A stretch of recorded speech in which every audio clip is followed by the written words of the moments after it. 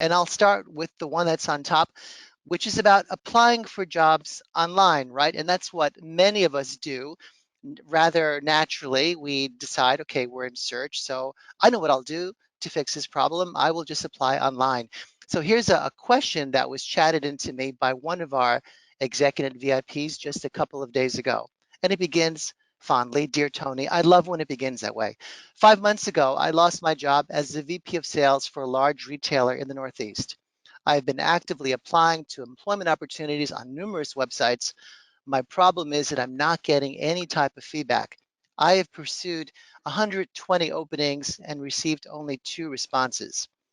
Neither has led to a new job. Any advice on how to elicit a response to my online job applications? Signed, Tim. Andrea, let's start with you. Fundamental question. Is our friend Tim wasting his time applying online? Okay. I think that applying online is a valid way to apply for roles, but it can't be the only way. So you don't want to put all of your eggs in one basket, so to speak. And a lot of times the experience that I have with people who do apply, they say I've been on the market for X number of months, nothing is connecting for me, nothing is catching for me. And I say, well, what's your process? And they say, oh, well, I've just been applying online. Well, it's kind of like just throwing all your eggs into one basket, as I mentioned. And where does that go? How do you follow up? It's part of a continual process. So you want to do that as only part of your search. Some of the things you do may be online. Other things you may do may be working with headhunters. Most of it, though, at this level in your career, if I'm making an assumption that you're fairly high level in your career, it's going to be through your network. Mhm. That's how you connect with people. It's not sort of blindly setting up, going through that horrible process of filling out those online applications and hitting send.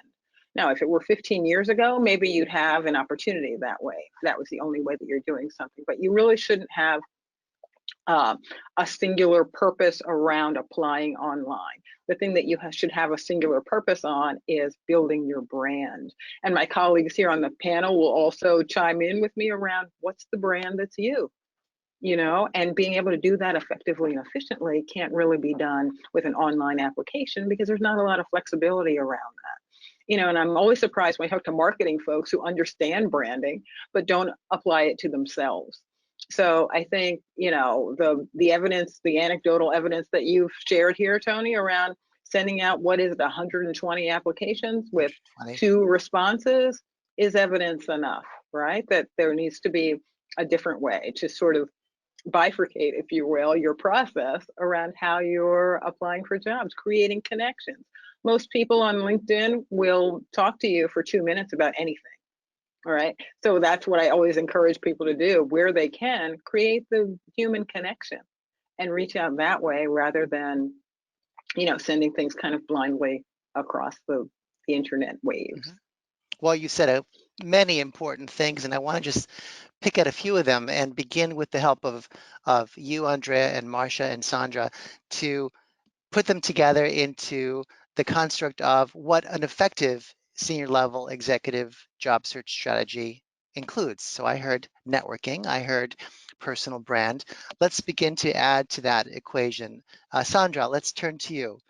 In addition to the things that Andrea has already begun listing for us, what would you add as a critical component of a search strategy? Right. Well, she hit the nail on the head with those 2 things. But I think a very helpful thing to understand is why. Um, for an executive at 200K and above, we all know that you only have a 15% chance of landing your next role through a job posting. So the question is, well, why is that? And what I've found through my experience in headhunting is that most of the jobs get filled before they even see the light of day. So if you think about it, if you're going for a role at a C level or in that compensation range, you've got 6.8 or about 6 to 7 stakeholders involved in this decision-making process. You figure they've all been in the professional workforce for 20 plus years. They've all worked at multiple companies. They've all worked with multiple people that have done multiple things. What are the odds that out of 6 and 7 stakeholders that are getting together to fill this role don't know a good 5 or 6 people already. So usually that is how the job gets filled in that network.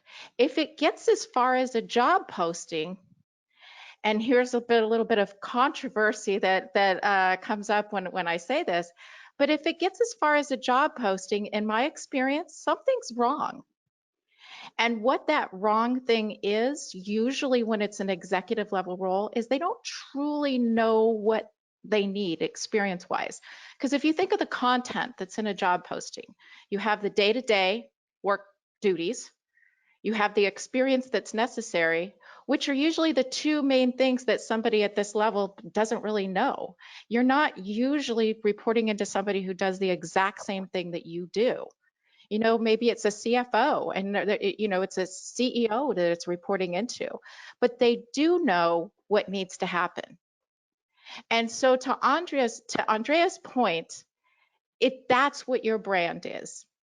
When I'm networking to fill a job, when I'm calling people, I'll source somebody on LinkedIn and they say, hey, I'm not really the guru on that, but you know who is?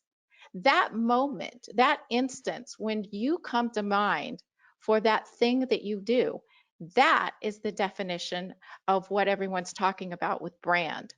To be recognized for that thing that you do, whether it's front and center in someone's mind because you're active on LinkedIn, or whether you're showing up in a search because you're optimized for it, or whether it's in the first screenshot when your resume opens up to tell that story of what your brand is. So once the job is posted, to Marcia's point, there's things that we can control and there's things that we can't. And there's a lot of follow-up that can be had.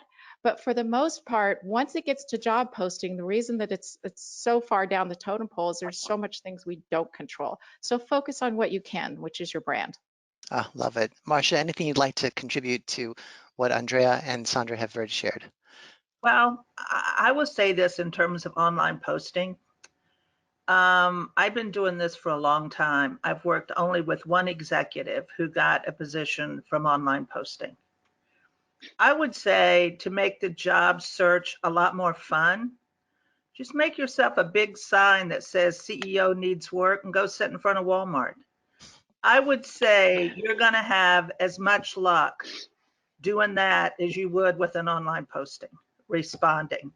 Because one of the things I found out about online posting, and this came from a very, very senior executive at Verizon, he said the reason they do a lot of online posting is for purposes like EEOC and different ones to show that they cast a wide berth, to show that they did not keep it a good old boy insider deal for the search. So you got to think about that. And then I also asked him, when you get all of these resumes, what happens? He said, we usually look at the first 10 or 20, and after that, we're just in overload, and we don't look at them anymore. So I would say LinkedIn is an absolutely fabulous tool, but I teach people to use LinkedIn as a research tool and not a job application tool. So, and I think when you change your mind slightly about that, you know, at the end of the day, if you're just applying online, you can say, whoa, I had a great day, applied to 55 jobs. Well, you could be like the beaver. You worked all day and all you did was dam up the project. Did you really accomplish anything? And I think that's what you need to think about. What did I accomplish? And after applying online, if you see you didn't accomplish anything, I would just get that Walmart sign out and go, CEO looking for work. You heard it here first, folks. Check the frozen job section at Walmart. All right. There you go. Yeah. Okay. One more quick thing on that point. That is, you know, the idea of postings are based on my experience. We will post internally and externally at the same time with the idea that we'll get internals. And just in case we don't have internals, we posted it externally. So keep that in mind too. So as you know, my colleagues on the panel have said, you know, it's out there for a number of reasons. EEOC requirements. Maybe there's a visa issue where we've got to post something to do a search that's in reverse, right? So we're posting to exclude, not to include, but we've got to do it. And, you know, and then also because we want to see what's out there, even though we probably will go with an internal candidate, right? So it's a part of what you're doing, but it really shouldn't be your exclusive, you know, resource.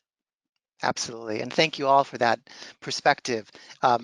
So I wanted to share before we move on to the next section we'll talk about, which is recruiters, that what you're saying is resonating with the people who are tuning in. I'm getting chats from all kinds of listeners saying, I've been at this, I've been through it. I thought I'd show up today and understand if I could pick up anything different. And they're saying they're 100% agreement with the points you're making. So thank you.